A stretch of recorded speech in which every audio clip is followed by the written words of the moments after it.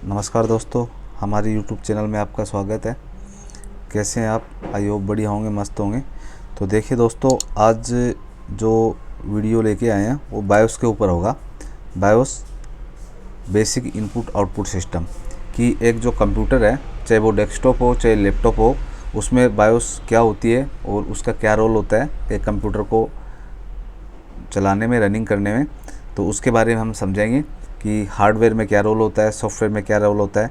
जैसे कि देखिए यहाँ दिखाया है, ये चिप है, ये बायोस चिप होती है। तो इस बायोस चिप जैसे डेस्कटॉप मदरबोर्ड में है, ये 8 पिन की, इसका क्या रोल है। और यही इसी तरीके से आपको लैपटॉप मदरबोर्ड में मिलेगी। जैसे कि यहाँ पे देखिए, ये जो चिप है ये बायोस चिप होती है। तो इसका क्या रोल होता है इस मदरबोर्ड के ऊपर, ठीक है दोस्तों। तो इस पे हम बात करेंगे।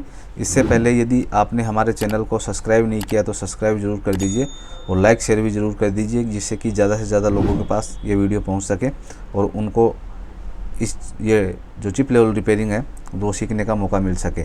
अब देखिए दोस्तों, बायोस चिप की बात करते हैं। जैसा कि मैंने दिखाया है कि ये 8 पिन की है।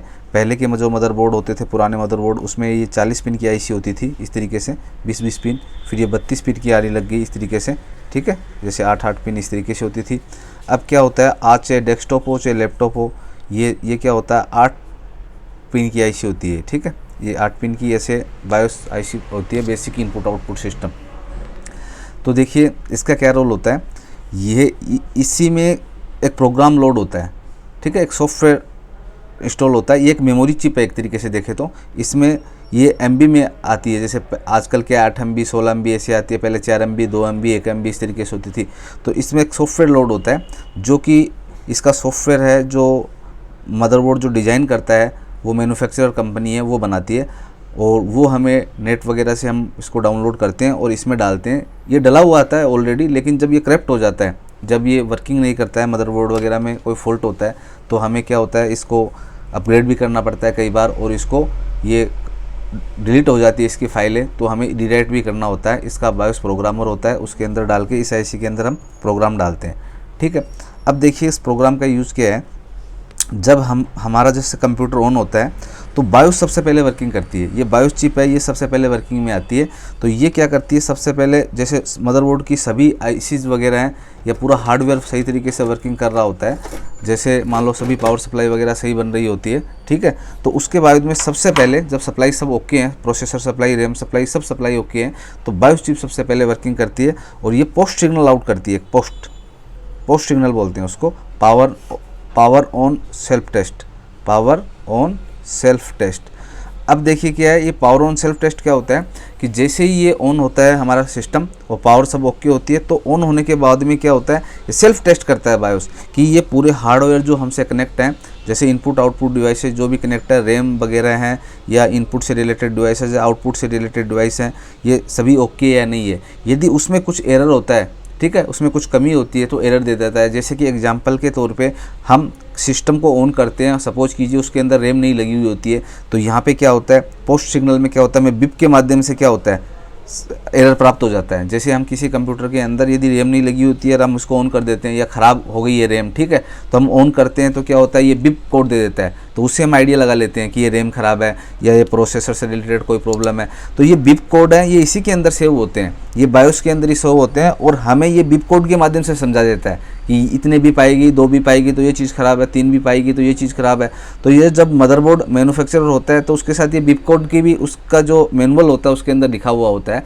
डेल के अलग बिप कोड होते हैं, HP के अलग बिप कोड होते हैं, सभी के अलग अलग बिप कोड होते हैं। तो बिप कोड के माध्यम से भी हम फॉल्ट पकड़ सकते हैं। तो जैसे ही ये power on self test signal out करती है बायोस, तो किसी भी हार्डवेयर के अंदर प्रॉब्लम होती है तो ये हमें बिप के माध्यम से समझा देता है, ठीक है। और कई बार क्या होता है कि प्रॉपरली हार्डवेयर, जैसे मान लो ठीक है, रैम वगैरह सब जो नेसेसरी हार्डवेयर है तो डिस्प्ले आ जाता है, लेकिन जैसे कीबोर्ड वगैरह कुछ नॉर्मल चीज़ें हैं, टाइम डेट वगैरह, तो उनको हमें लिख के भी बता देता है। जैसे कई बार क्या होता है कि हमारा टाइम डेट नोट सेट होता तो लिख देता है वो, डिस्प्ले आने के बाद में, ठीक है, या कीबोर्ड और माउस नोट फाउंड इस तरीके से एरर दे देता है, ठीक है। तो जो भी या टेम्परेचर या CPU फैन नोट रनिंग इस तरीके के कुछ एरर आते हैं तो वो लिख के भी हमें बता देता है। और बाकी कई फॉल्ट होते हैं वो बिप के माध्यम से बताता है, जैसे कि रैम वगैरह ये प्राइमरी जो चीज़ होती है वो नहीं होती है प्रॉपर उसके पास, तो डिस्प्ले नहीं देता है, तो हम बिप कोड के माध्यम से भी पता कर सकते हैं। तो सब जो होता है ये बायोस के अंदर ही सेट होता है। तो बायोस सबसे इंपॉर्टेंट पार्ट होता है एक जो मदरबोर्ड होता है उसका। तो इसमें क्या होता है कि सॉफ्टवेयर होता है, उस सॉफ्टवेयर में सब लिखा हुआ होता है, मैन्युफैक्चरर लिखता है, ठीक है। तो एक चीज़ और होती है कि जैसे मान लो हमारा जो लैपटॉप होता है उसमें ये बायोस फाइल करप्ट है, ठीक है, तो ये ऑन से रिलेटेड भी इसमें सिग्नल होता है। यदि ऑन से रिलेटेड कुछ कोडिंग में प्रॉब्लम आ गई है तो मदरबोर्ड ऑन भी नहीं होगा, ठीक है। और जैसे मान लो कुछ डिस्प्ले से रिलेटेड कोडिंग होती है, इसके अंदर जो कोडिंग बनी हुई है उसमें दिक्कत है तो डिस्प्ले भी नहीं आएगा, ठीक है। अब कई में क्या होता है कि हमें बिप के माध्यम से बता देता है, लेकिन कई कोडिंग में जैसे प्रॉब्लम आ जाती है तो हमें नहीं बता पाएगा बिप के माध्यम से, तो हमें इसको सबसे पहले क्या होता है रिप्रोग्राम करना होता है। इसके लिए प्रोग्रामर होता है, ठीक है, उसमें प्रोग्राम में डाल के हम इसको रिप्रोग्राम करेंगे। लेकिन डेस्कटॉप में क्या होता है कि इसमें ऑन में इसका कोई रोल नहीं होता है। डेस्कटॉप बोर्ड में इस पावर ऑन सेल्फ टेस्ट का या बायोस का कोई रोल नहीं होता है। ये ऑन तो हो ही जाता है चाहे बायोस चिप मदरबोर्ड पे नहीं लगी हो, लेकिन जब डिस्प्ले नहीं आता तो इसका रोल होता है, तो इसको रिप्रोग्राम करते हैं, ठीक है। तो कहने का मतलब जब एक लैपटॉप ऑन नहीं हो रहा होता है तो भी बायोस करप्ट हो सकती है, और ऑन होकर डिस्प्ले नहीं दे रहा होता है तो भी करप्ट हो सकती है, ठीक है। और डेस्कटॉप में केवल बायोस जब डिस्प्ले नहीं देगी तभी करप्ट है, ठीक है। और बाकी जब ये ओके है बायोस तो ये ऑन होकर सभी हार्डवेयर वगैरह डिटेक्ट करेगा, ये हमें बिप कोड या फिर लिख के हमें ये स्क्रीन पे हमें इसके बारे में बताएगा कि ये प्रॉब्लम आपके सिस्टम में इस तरीके से। तो ये बायोस होती है।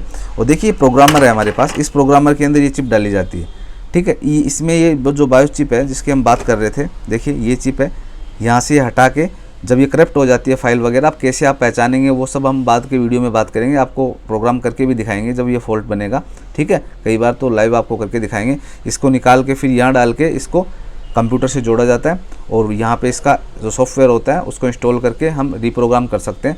हम ये जो प्रोग्राम है इसका इस मॉडल नंबर के हिसाब से मदरबोर्ड के हम डाउनलोड कर सकते हैं नेट से, और इसको प्रोग्राम करेंगे, या फिर हमें सेव करके रखने पड़ेगी जो भी फाइलें, जिससे कि जल्दी से जल्दी हम इसको रिप्रोग्राम कर सकें, हमें ढूंढना नहीं पड़े, ठीक है। तो ये प्रोग्रामर होता है, ये बहुत टाइप के प्रोग्रामर होते हैं, ठीक है। मार्केट में अलग अलग टाइप के मिलते हैं, सभी से आप प्रोग्राम कर सकते हैं, ठीक है दोस्तों। तो मैंने ये बायोस के बारे में आपको बताया, ये आपको कैसा लगा आप कमेंट्स में ज़रूर बताएंगे, जिससे कि हमें आइडिया हो सके कि आपको क्या चीज़ समझ में आ रही है, क्या चीज़ समझ में नहीं आ रही है, ठीक है। तो आइडिया होना भी ज़रूरी होता है।